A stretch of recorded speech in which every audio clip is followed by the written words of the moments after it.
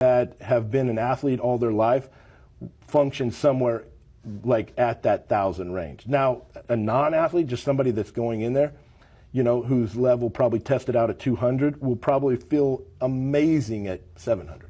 At 700? Yeah. When you say amazing, what do you mean by amazing? Like just revitalized, like, you know, just feel like, you know, normal again. Normal again. Normal. Okay, Yeah. how about the rest?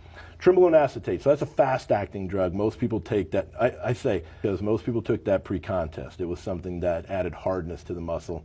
But it is something that, it's probably right now the most abused drug in the sport. This is? That right there, yes. Because of what it does. So it makes you strong, it makes you aggressive. It's the one drug that's probably the single most abused drug in the sport. Across the board. Like, I don't care what sport it is. It could be powerlifting. It's probably... Across the board? Across the board. So you're saying professional athletes are using this across the board? Yeah, without a doubt. And it's fast acting, so it's in and out of the system relatively quick. So you can use it. Is it water-based or oil-based? It's oil-based. Okay. Yeah. And it's fast out of your system? It's very fast in and out of the system. So, but it's also, now there's other ones, so, but this is acetate, so that's a faster acting one. But it, like I said, like it was originally, there was a drug called Phenoject, which is back in the day, which is very similar to it. But this product was, you know, used, you know, back in the day when people were doing things like normal, it was used, you know, last 8 weeks. And now it's probably used almost all year. I guarantee you there's guys that use it all year. Guaranteed. What are the side effects of this? That could be anything, like blood pressure is going to be a major issue with tren. That's going to be, you're going to run into liver and kidney issues with that. Like that's going to be a harsh drug. Could that kill you? It could. I mean, most steroids aren't going to like kill you like an opiate would kill you, but there's no doubt that long-term effect of that could eat away of your kidney, liver, stomach. It could eat away everything. Like it could destroy your body at a high dose, and that's the problem with that.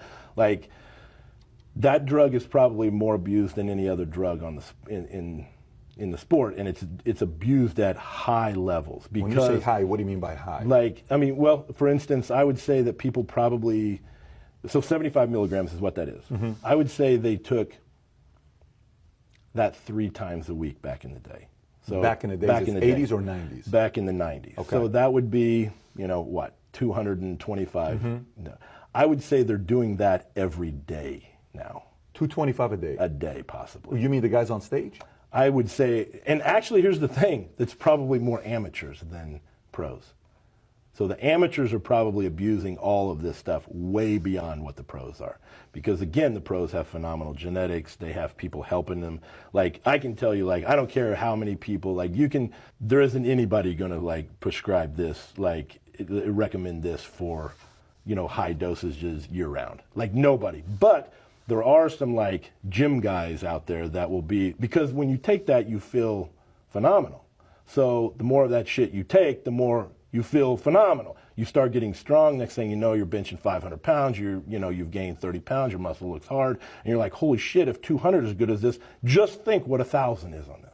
And that's the problem with a lot of the way people think. How about the Masterone? Yep. It's like Masterone phenylpropionate is something that's taken the last 5 weeks of the show. It's a hardening drug mainly to add basically hardness to the skin. It's literally taken for no more than 5 weeks. No more than 5 weeks? No. How different is that than Primobolan?